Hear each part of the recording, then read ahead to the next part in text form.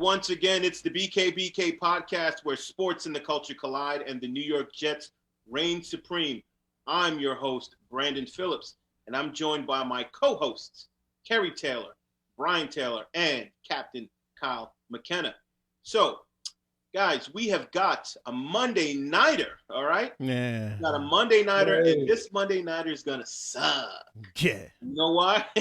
Because we suck. That's right. And so do the Pats, because it's a game between the Pats and the Jets. The Jets are 0-8, and the Pats, I believe, are what? 2-5. The Pats and the Patsies? Is that what it is? The Pats and the Patsies, yeah. So, listen, this isn't 2010 when, we had Bart Scott, and he was fired up, after beating the Pats in the playoffs and was like, couldn't wait to get to the next game. It was like, can't wait. No. This is a whole different scenario. Both teams stink. Yep. The Jets are even worse. And basically the BKBK team, we can't wait for this number one pick in the draft. So with that being said, can we admit to wanting to tank the 2020 season to guarantee getting the number one pick in the 2021 draft? Let's talk about it. Integrity, borderline, compromised. What's going on here? Tank away, baby. Well, I've always been in the camp. Well, not always. Let's define tank. Let's define tank for you, Brian. First. Okay, so you define it, and I'll tell you if I agree then. No, you define it. I'm saying you define it. All right, I'll define it. Listen, we are 0-8. I do not want to win another game for the entire year. I would like to look competitive in these games and develop the players that we have that could potentially be here next year. But by no uncertain terms do I want to win another game. It's pointless at this stage in the season. No way we're going to make the playoffs. We're not going to be 8-8. It just is what it is, man. It's not going to happen. That being the case, the most important thing for us is having the highest number and the best asset as possible. What's better than the number one pick in the draft? And if we win a game based on strength of schedule, the Jaguars could pass us, the Giants could pass us and end up with the number one pick and Trevor Lawrence. Who the heck wants that? You know what? I'm gonna finally, Brian, I'm gonna agree with you, and I'm gonna give you my reasoning as to why I am. Come on, board. Come on, board, bro. First of all, your definition. So here's the thing. Your definition of tank, the same thing. Well, here's the thing. I am more in favor of the Jets losing and going 0-16. I really am at this point, and here's my reason. So fans, people who watch the show, go back to prior episodes and rewatch some of the content, some of the dialogue. I basically was against the tanking thing. I'm going to give it air quotes because I wanted time to be able to evaluate Sam Darnold, who I really like and who I still like. But unfortunately, as we've gone through 8 games of the season, he's either been hurt or not been surrounded in an environment where you can properly evaluate a starting quarterback.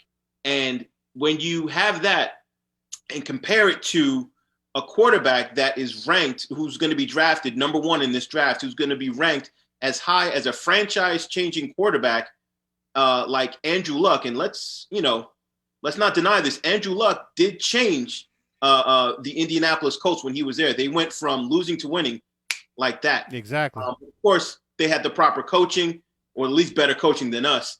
We know that we're going to hit the reset button and get rid of Gase. Well, we're praying for that. Sure. And when we couple that with having Andrew Luck, who has the stock of, I'm sorry, not Andrew Luck, but in Trevor Lawrence, it has the stock of an Andrew Luck or better, and not having the time to evaluate Sam Darnold, I'm going to have to team up with Brian on this one. See my face? Ew.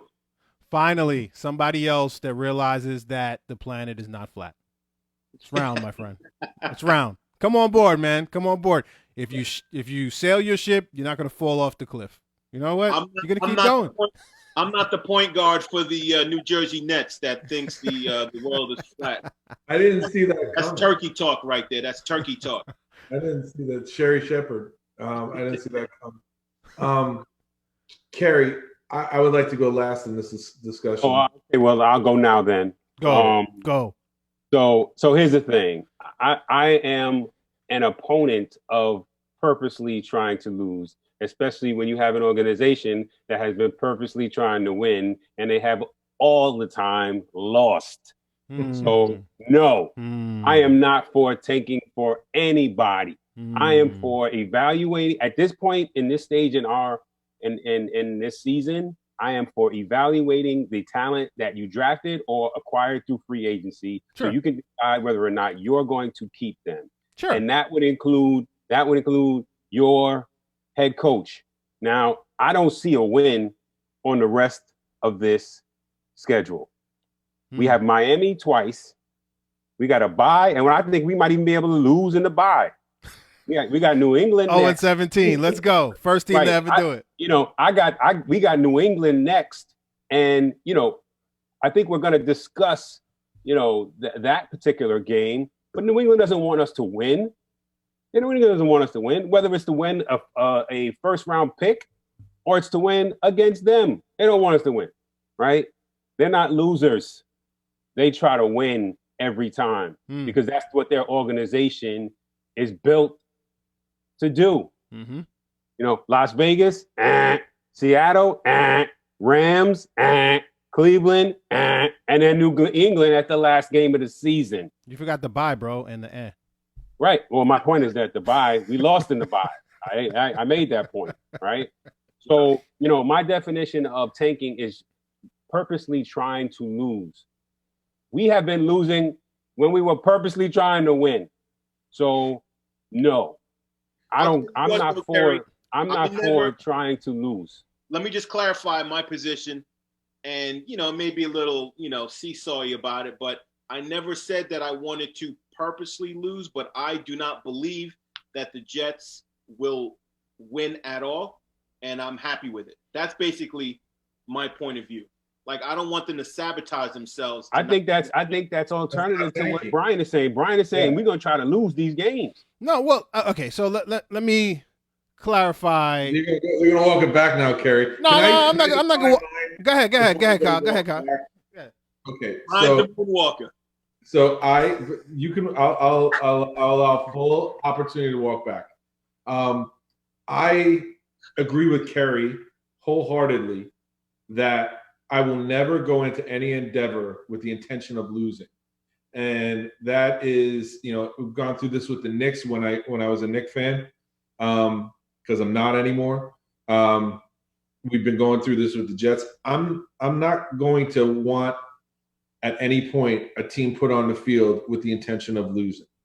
Now, I don't define playing younger players and fire sailing older players of value to get draft picks as tanking, especially in a year like this, in which, the season, I've said it from beginning and I'll say it to the end, it's an asterisk.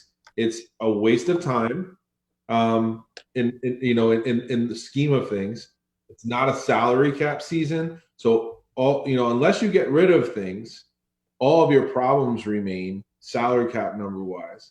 And we have a house that needs to be renovated. You have to tear up the floor, and tearing up the floor and tearing down walls and stuff like that. That's not tanking. That's renovating. And this notion of we're going to try to lose every game so that we can get the first pick, which is not guaranteed to be Trevor Lawrence. He may run to the Appalachian Mountains and live in a cabin so we can't find him. He's got that look too, like he would do that. Rather, and to your point, let me pause you right there. To your point, what I wanted to finish. When you make decisions to do things like that, they often backfire on you, right? The Knicks were trying to actively lose games, right? Couldn't get the first pick, even though they were should have mathematically been guaranteed the first pick. Now the Rangers got the first pick, right? Same organization, same ownership, right? So, you know, Captain Kyle's point, you can't make decisions that you don't end up having a full hand in whether or not they're gonna pan out for you. So don't make the decision to try to lose and think that you're gonna lose the game, win one because you fall into it, and then have the highest opponent schedule percentage, and then have to end up with the 5th pick. Or you end up with the 1st pick, and Trevor Lawrence decides, you know what, I don't want to play for you, even though everybody at the Notre Dame game was like Jets, Jets. Okay, all right. So let's. I love it that Notre Dame won too. Go ND. I love it. Okay. And again, to the point that I was making about evaluating talent. Look, yes, this is a lost season, but what I've seen from some of our players, and I will specifically point to Quentin Williams, is that I've seen an improvement in a season that doesn't really matter to most people. You weren't going to get that. That's contrary to Kyle's point. This is not a lost season. I mean, it's developmental. Well, it's not a lost season, but I'm saying is that this season I have been able to look at him and say, look, I like this guy. I like what he's coming. I like what he's bringing, and he's improving. I want to see more of that. I want to see, guys like Bryce Hall, who might be able to play now because they've let somebody else go. Sure. I want to see Mims.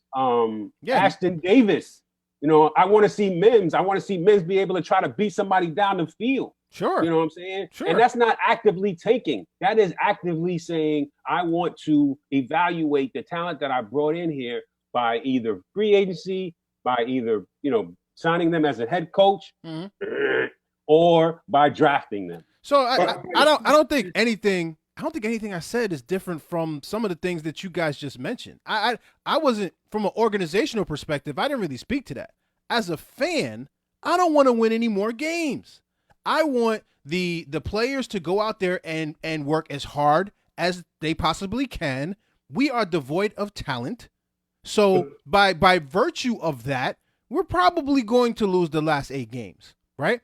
But if we get to game 17 of the season and 16 for us, and we're out there winning 21-3 at halftime, I'm not going to be happy. I mean,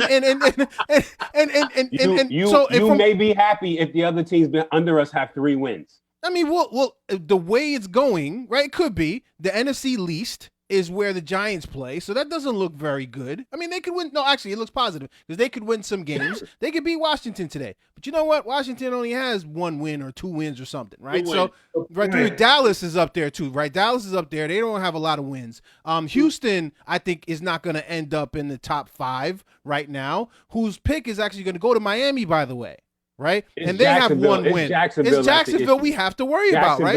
Absolutely. Yes. Minshew is not playing today. And again, because of strength of schedule, if we end up with the same win-loss total with these teams, that's all I'm concerned about. But I'm speaking purely from a fan's perspective. I don't want Douglas to go out there or Gase. I mean, Gase can trip over his shoes and lose a game anyway. So but from a perspective of a fan, I do not want to win any more games.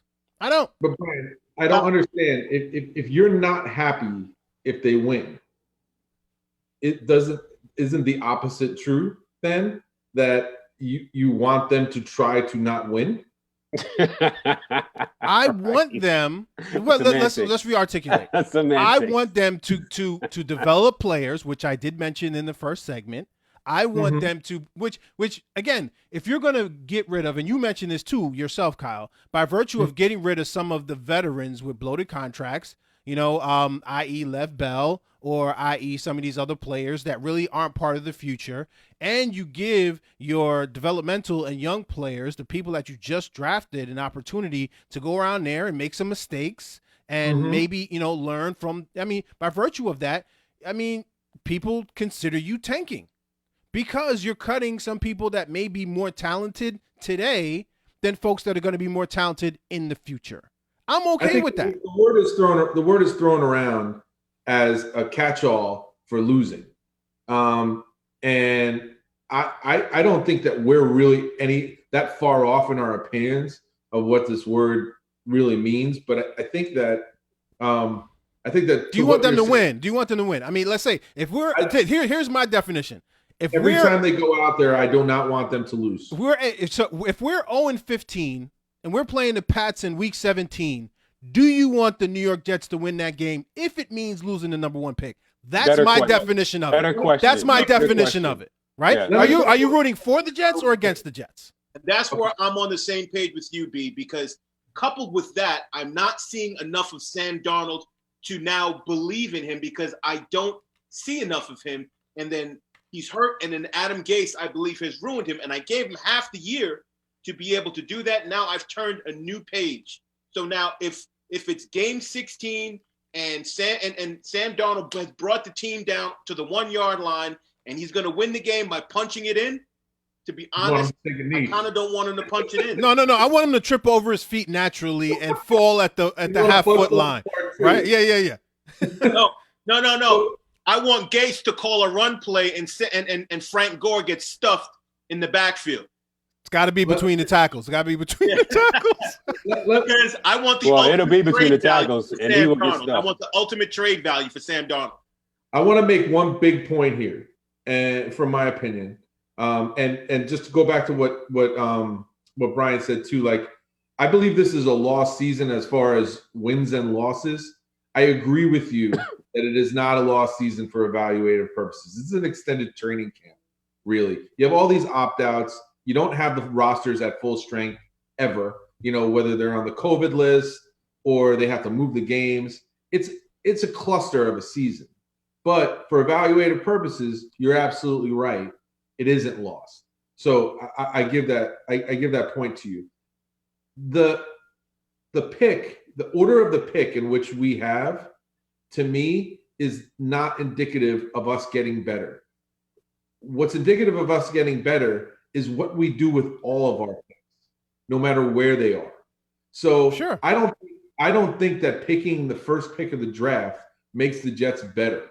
I think that having a GM that's good enough to pick a player that can play for us and help us at every pick that he picks, unlike John Idzik, unlike McCagnon, that's what's going to push us to the point where we're in the best shape. I saw a quote yesterday that it's about the grinding out. It's about the little things that you do to get yourself to that top 5%. Because once you get to that top 5%, that's where the real competition is. Right. The margins. Everybody has talent, but only some people will work. And if we have a GM that will work to get us to that top 5%, kind of a la Bill Belichick, and the way that he's done it, a la Andy Reid, if we can get into that 5%, that's when we know, okay, now it's going to come down to coaching. It's going to come down to roster management and all those things. But we need somebody that's not just going to pick the most obvious guy. We already had that. His name was Mike McCagnon, and he made the most obvious pick within the first 5 picks like 3 times. Right. And one of them is now on the Giants. One of them is on Seattle. Yeah, right. One is in Seattle. But because he failed, I agree with you, Kyle, with that piece. I definitely agree with you there. Yeah. I just, the quarterback position is the most pivotal position in professional sports. Agreed. Period. So you'd want to give yourself the best opportunity to get the best player in that position. And if you are this close to getting it done, do the darn thing, right? Get it done. Get it done. That's all I'm saying. Get it done. Give yourself an opportunity to draft a quarterback that has been so highly rated over the past 3-4 years, probably even before he came into college, and has shown it at the top stage, won a championship, right? Came close on the second one. Well, I think they got actually blown out, but again, they won a whole bunch, 36 regular season games in a row that they've won. I mean, that's phenomenal, and that's with him at the helm. That's who I want at the helm of my team, and if it means 0-16, let's do it. What do you do if you don't get it? Here's my point. So that's my point. Is what do we do if we don't get that which we want. Then you We got to have a plan B Here's the deal, too. Kyle. Sure. This question's for you. Sure. You know, just because you made your point, I just wanted to you know, ask you something. Do you feel that Andrew Luck changed the Colts franchise? Do you feel that Mahomes changed the Colts franchise? Do you feel that Watson changed the Texans franchise? Because these were Russell all Wilson valued quarterbacks, and I'm looking at Trevor Lawrence in the same way. They're borderline generational. You know, these guys that I just mentioned. I don't think Andrew Luck is generational at all. I think he's Matt Ryan, Matthew Stafford. No way. He was better than them. I mean, I don't see it. There's not a litany of championships to represent that. Well, I think he only played 5 years. I mean, you know. right. So but they're in. I mean, no knock on Andrew Luck because of injuries and his neck and everything like that. But And his defenses. I don't think that. Or I don't think Andrew Luck's the best example of that. If you said Pat Mahomes, you know what my answer is. Right. And Watson Mahomes should be our quarterback, and I don't want everybody else to have the same feeling about Trevor Lawrence that I have about Pat Mahomes. I'm trying to warn you about how much that hurts. I also mentioned That was said with some such That was very sincerity. sincere, yo. He's not even laughing either. He's just like, what are you I'm guys not laughing. laughing at? No, I What want are to you let guys you laughing know. at? Holla at me. I don't want this feeling to happen to Wow. anybody else. but I also mentioned Watson. I mentioned Watson as well. You know, All right. Well, helped to change that franchise around as well. He just Again, Right, but he had some tools to again, work that with. franchise just fired their coach and general manager. Yeah. So it's in disarray. It's nowhere close to a They championship. traded their number one receiver. They're talking about trading J.J. Watt. So again, I don't think that's. I think Deshaun Watson's a great football player. I understand that, but before this season, we were looking at Watson as like, you know, he can't control what's happening up in the front office. Nope. You know?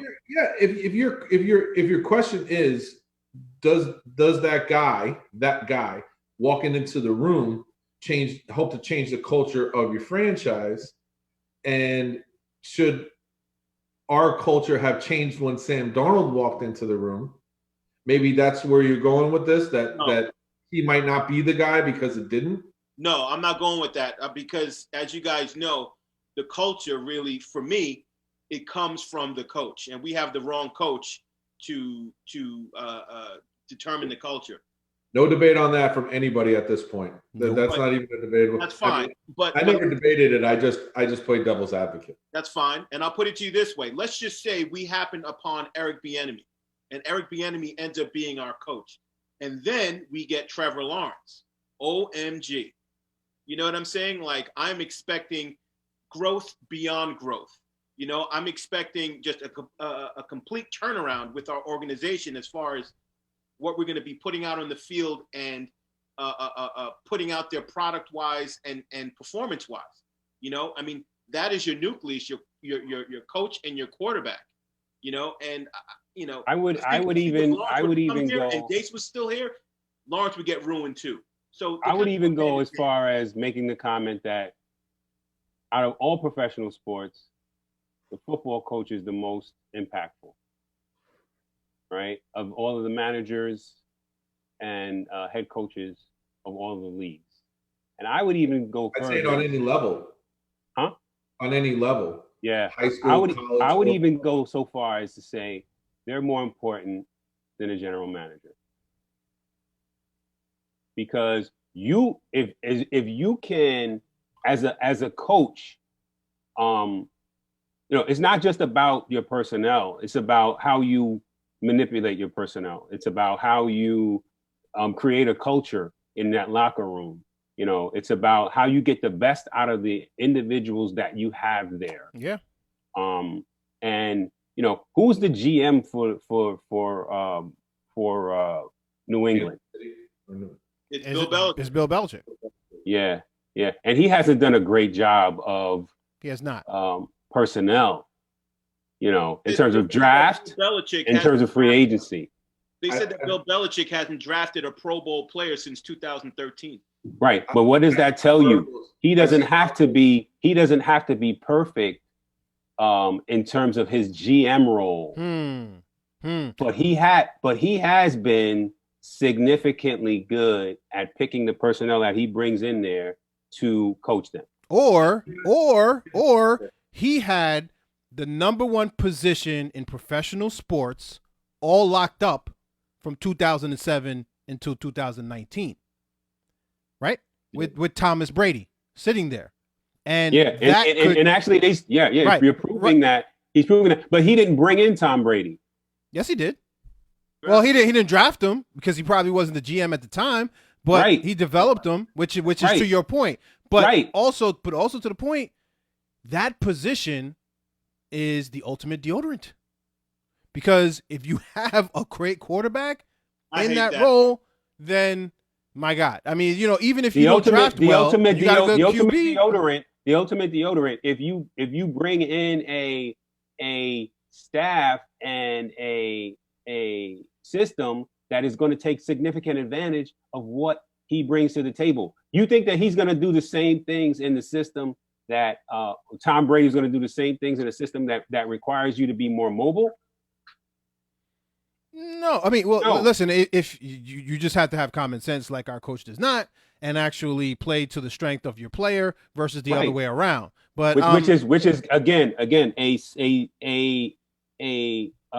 referendum on your the importance of your head coach. No disagreements here. I don't disagree with your point, Kerry. Okay. But I'm saying so number one head coaching role in professional sports is the NFL head coach, and the number one position in all the sports is the quarterback. Yes. Right. So putting those two together, I'm right leading you here. I'm leading you somewhere. All right, let's go. Let's go then. My point is, let's bring in the coach that is going to coach the players that we end up having here, whether that's Darnold, whether that's Trevor Lawrence, whether we decide to trade the pick and we keep Darnold and we get a boatload of picks as a result. What did you say earlier? With the we bring in a bunch of free agents, whatever. So my point is that I'm more focused on right now who we bring in as that head coach, not on tanking for Trevor Lawrence per se. 0-16. Hey, Gary. I mean, you know what? That's definitely a fair point and a really, really good argument by you, Kerry. I agree with Brian, but I also agree with you. I was, man, that was a good argument, Kerry. I'm borderline on the fence. Gee whiz, but I think I'm going to stick with Brian's argument. Cut it up. It's tough, but I'm going to stick with Brian's argument for now. But you know what? I'm flailing in the winds. I may change my mind after a few games. I don't know. But listen, let's move on. All righty. Now we're going to go into a little conspiracy theory. All righty. So the Jets are playing the Pats Monday Night Football, like I said in our intro. Okay. Mm-hmm. Snooze fest. And the Pats hate the Jets. The Jets hate the Pats. Sure. And Jets Pats fans, by the way. Right. The Jets stink. The Pats stink a little bit less. They kind of just smell. They don't stink. Here's the thing. They don't stink. There's a big history here, like a 20-year history, all right? Remember when Mo Lewis crushed Drew Bledsoe? Sure. Which basically created Tom Brady, and we've been regretting it ever since. Actually, even before that, when Bill Belichick wrote down on a napkin, I resign as the Jets head coach. He's over there, But the one good thing that we got from there is Curtis Martin. We love Curtis, Hall of Famer. But dag, I wish we got a ring out of it. But anyway, so there's a lot of history of angst and hate between the Jets and the Pats. Conspiracy theory. Do you think that Bill Belichick hates the Jets so much because they know that the Jets want the number one pick if they're not going to win anything, right? That he would purposefully lose to decrease the chances of the Jets getting the number one pick. Well, hey, don't forget about Spygate too. Right. Kerry, go ahead. Okay. Again, back to my point about an organization and its winning ways. New England doesn't want the Jets to beat them under any circumstances. I don't care what it is. Because his point, and I believe what his point would be is, I don't care who you draft. You're not gonna beat us. Because you stink. That would be my point with regard to that. And as an organization, that's what I want my head coach to be like. So do I think that in a conspiracy way that Bill Belichick is saying, ooh, I think that if I lose to these guys, that it won't guarantee them the number one pick.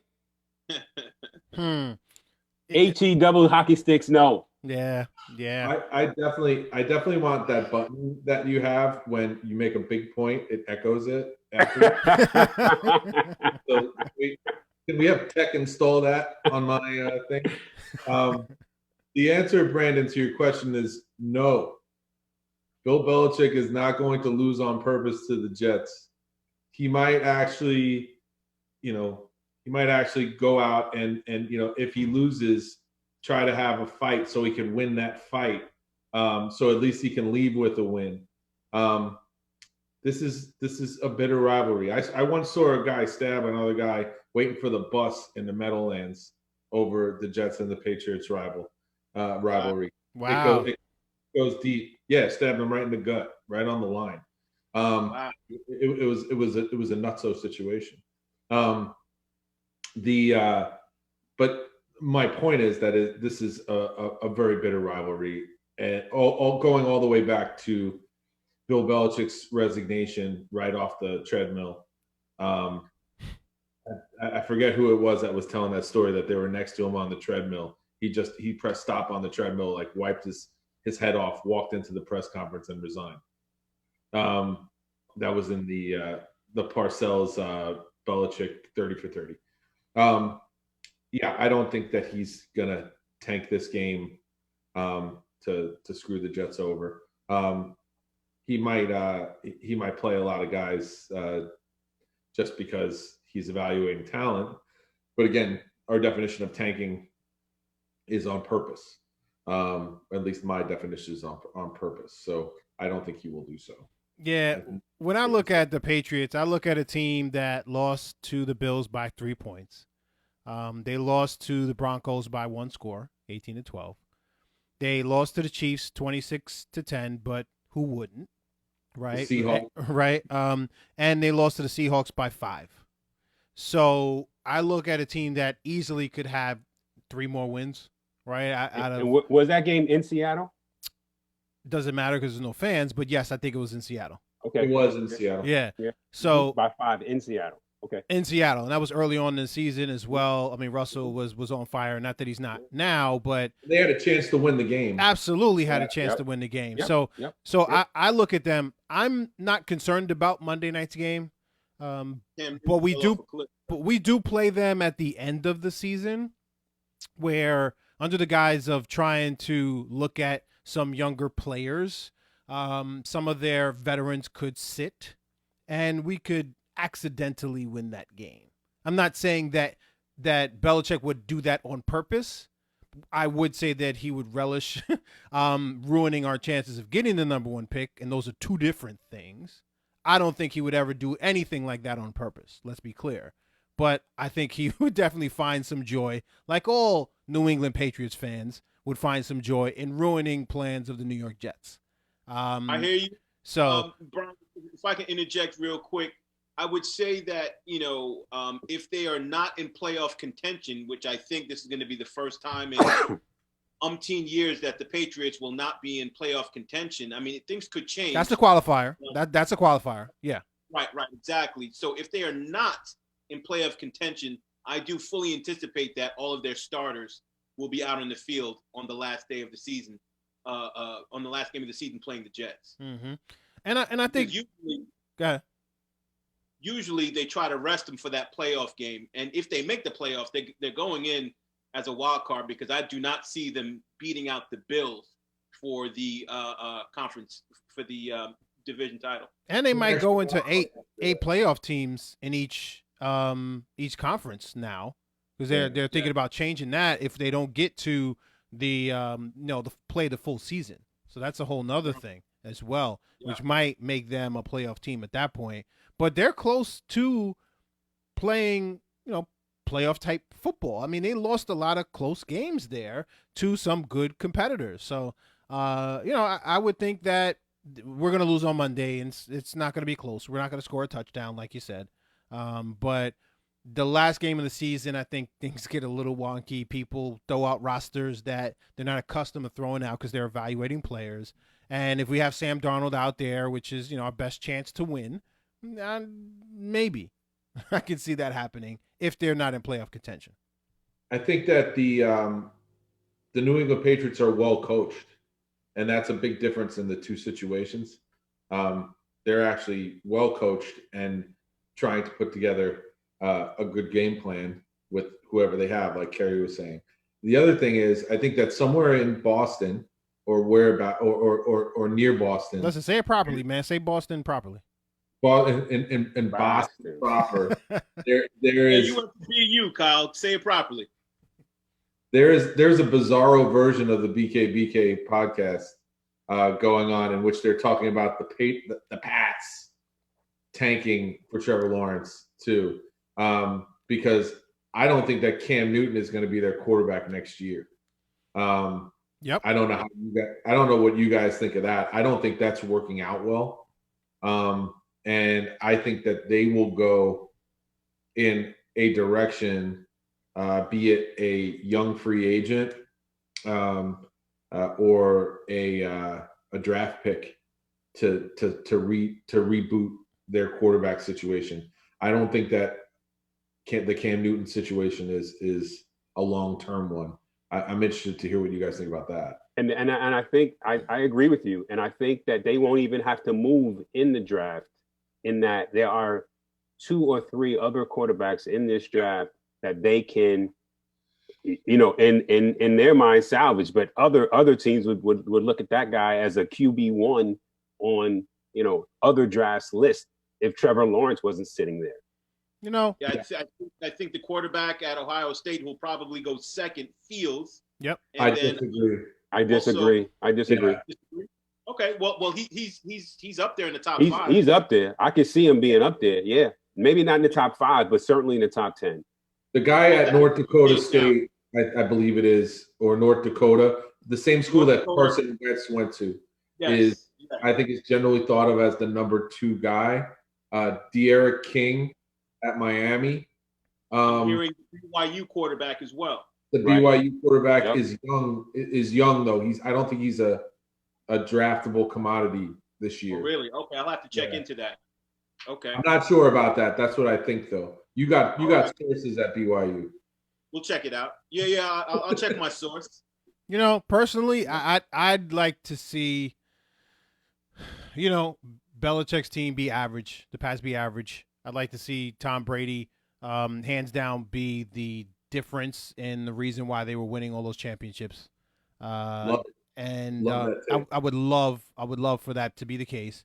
And for the Pats to fall off the cliff and end up in, last place in the AFC East for the next decade. But, that's just me. That's not going to happen while Bill Belichick is running it. Well, here's the thing. Listen, he's the whisperer, right, of all players, and he can get the most out of anybody. But Tom Brady, I think there's definitely a correlation to the fact that Tom Brady's not there and they're 2-5.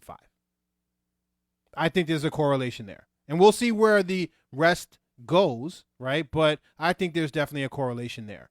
Not, and again, great coach and all that kind of stuff, but we all hear the conversations about was it Brady, was it Belichick, blah blah blah, but Brady was out there slinging the football around. At some point, you put the X and O's on the table, somebody has to execute on them, and I think the dude executed. Haven't the Pats just straight up not practiced as much as every other team in the league? I mean, COVID's been everywhere, bro. I mean, they were disadvantaged definitely in a couple of scenarios, but I mean. Right. There's been a lot of teams where COVID has been. I mean, Matthew Stafford didn't practice all week, and he's going to be the starting quarterback this week.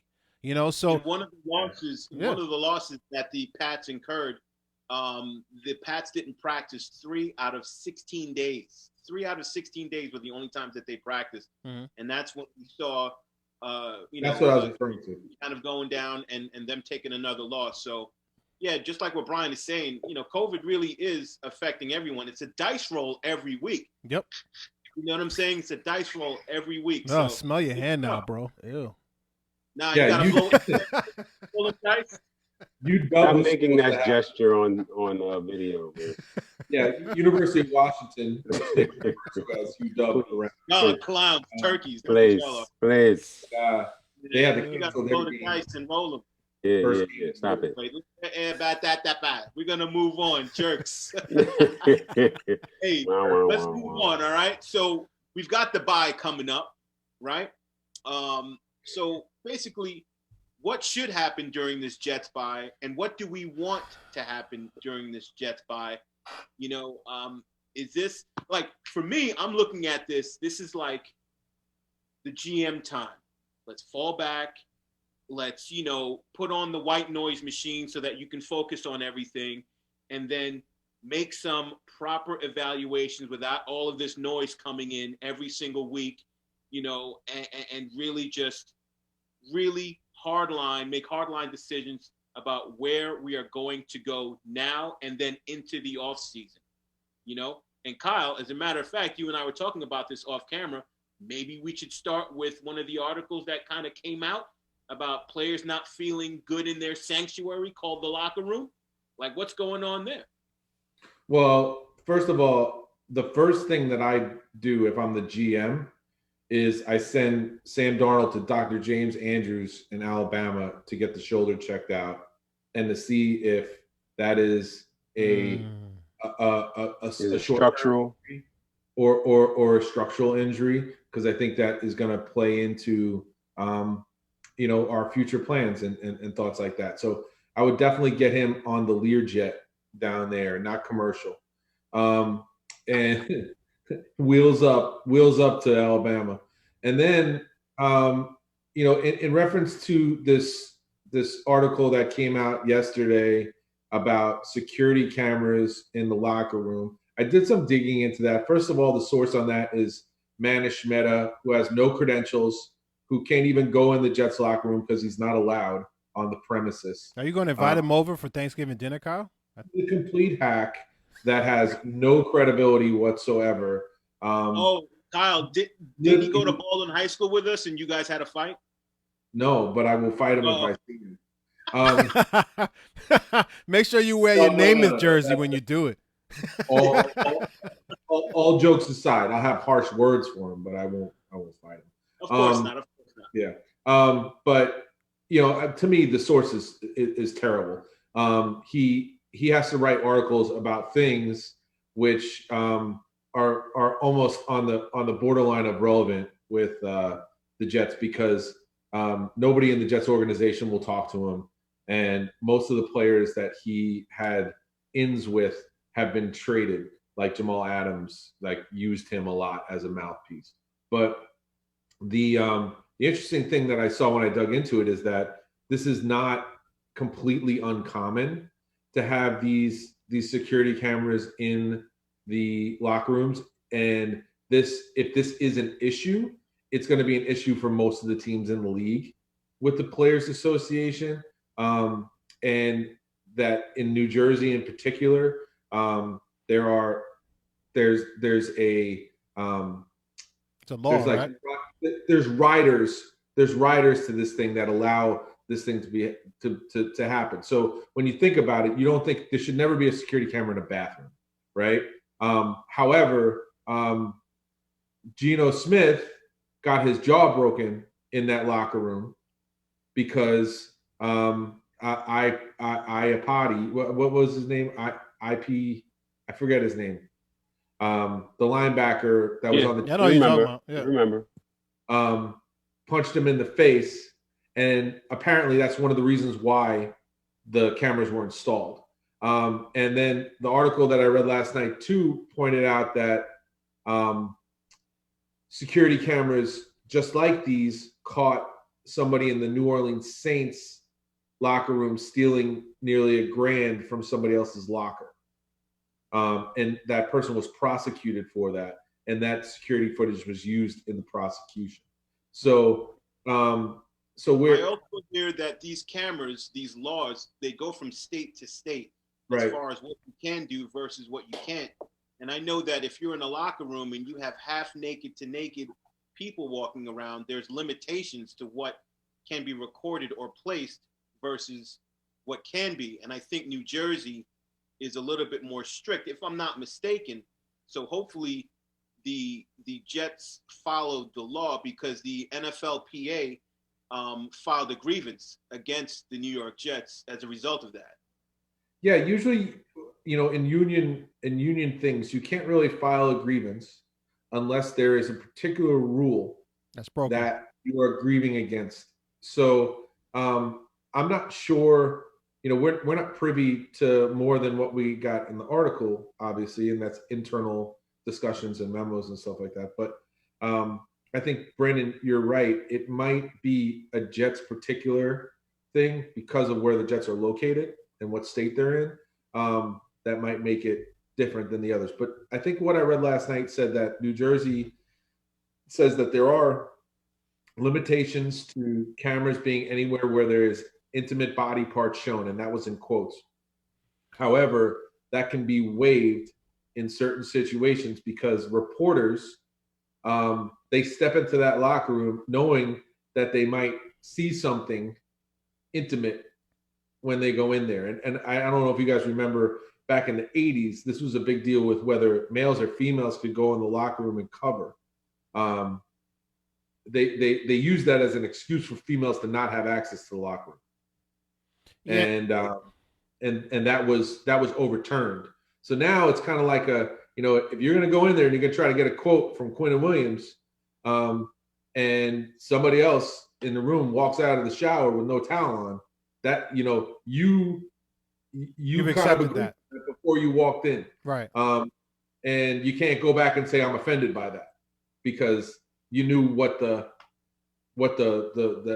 outcome, the landscape of things was before. Right. So it's a complicated issue, and I think that the fact that every other news outlet picked up the story means that it's legitimate and that a grievance was filed. Now, whether the grievance is going to be an issue other than some sort of settled thing where they take the cameras out or whatever, that remains to be seen. But it is a legitimate thing that happened. Yeah, I mean, and we joke about the Jets, losing the bye week as well.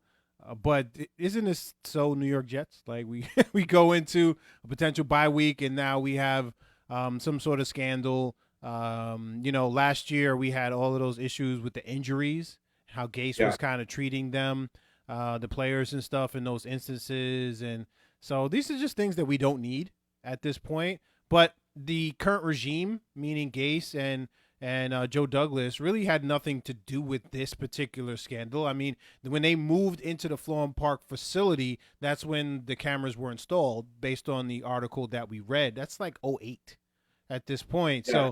So it has nothing to do with them, but just the organization as a whole. It's like, really? Is this what we need right now? We have Sam Darnold with an injured throwing shoulder and all these other things being 0-8, and so we need another scandal at this point in order to distract us from the job that they have to do every day. So I wouldn't be upset.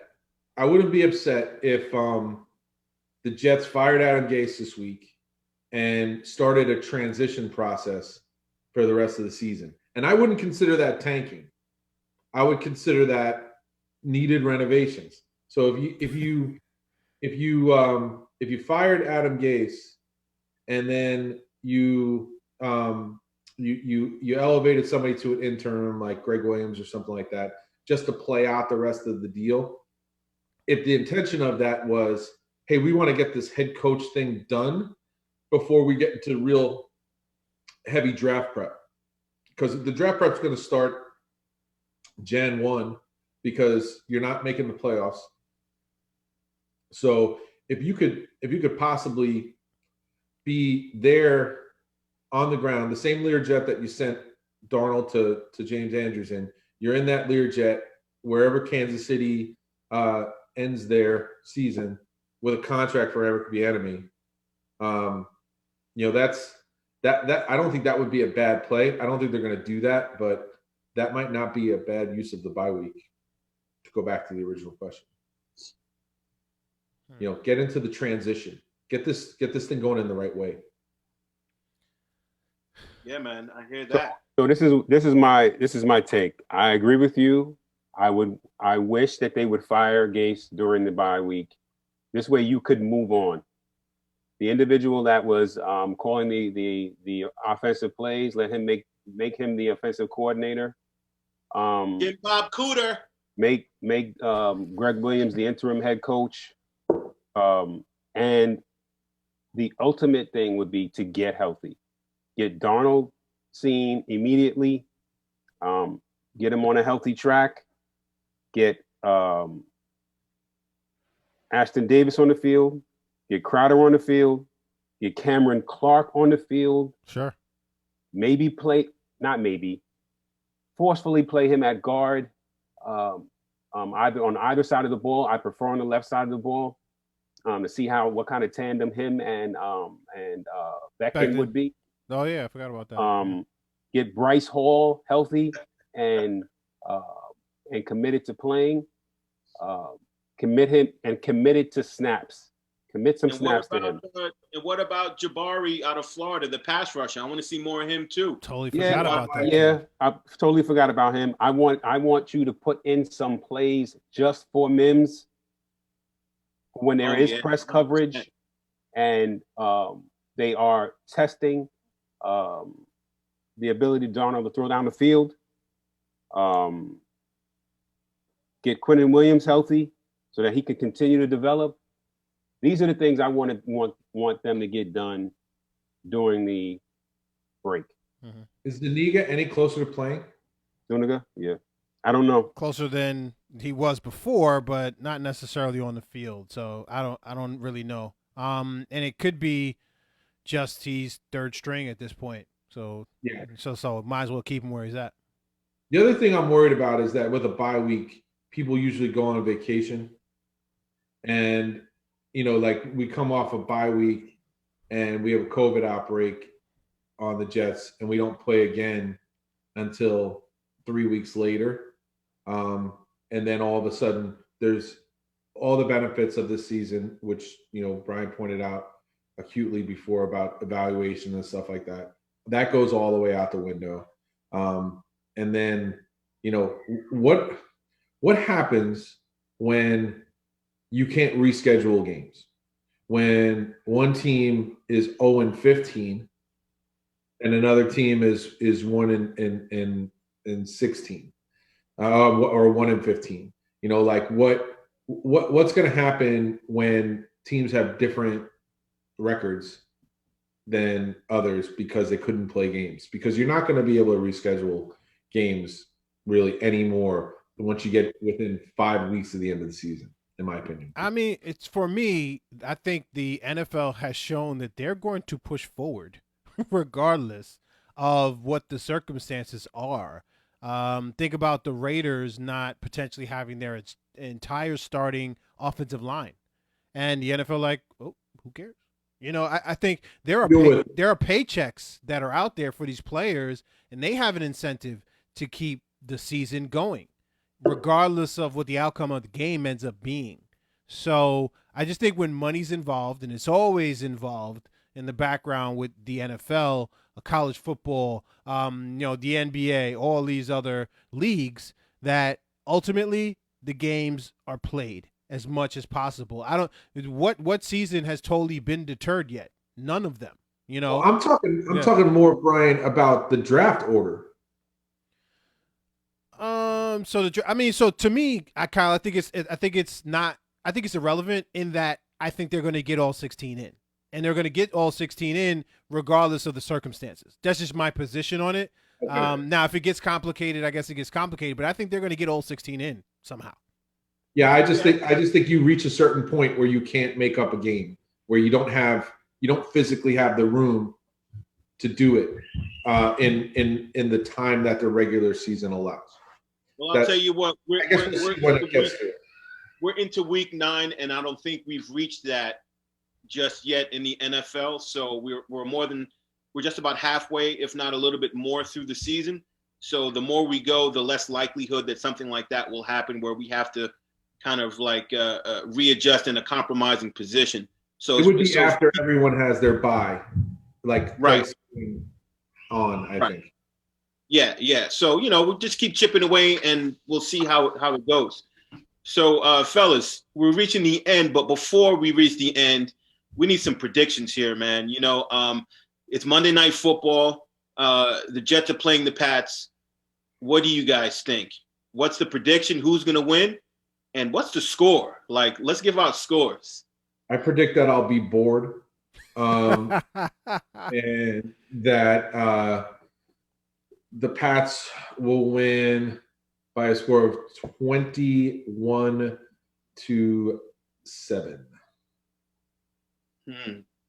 Okay. Look at Kerry frustrated. Check out Kerry. Wow, frustrated already. I'm opting out. Right? I'm opting out because I'm tired of predicting losses for my team and how big the loss will be.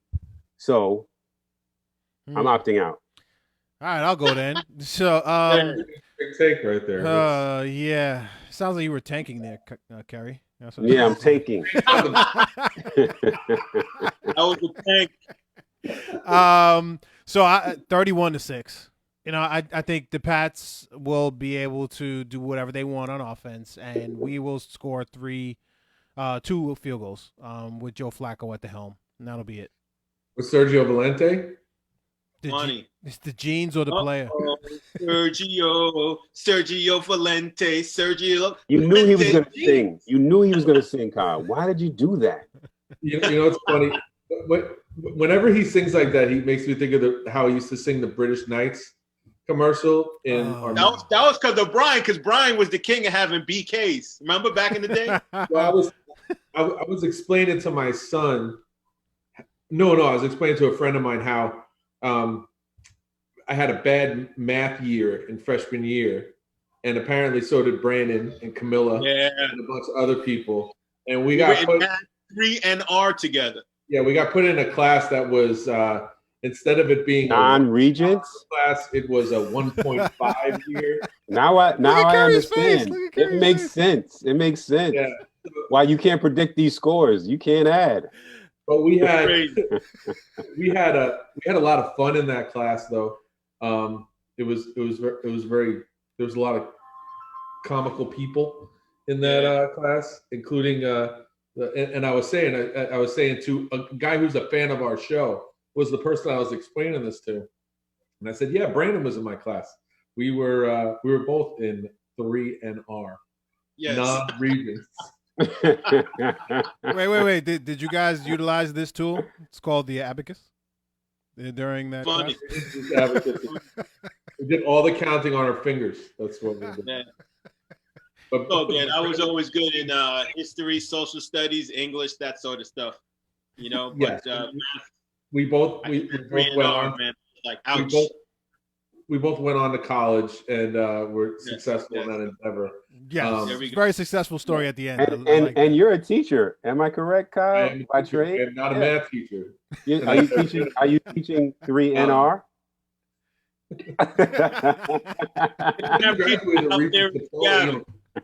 That's another misnomer in 90s New York State high school, is that you had to have a Regents diploma to be worth anything in the world. No, not at all. Not at all. I did not have a Regents diploma. All it got you was like $300 if you went to a state school.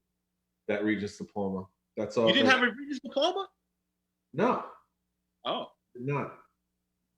You know what? Why you make that face, B? We are breaking news. We are breaking news.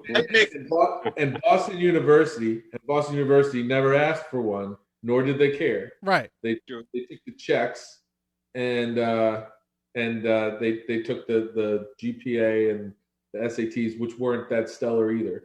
Full disclosure, but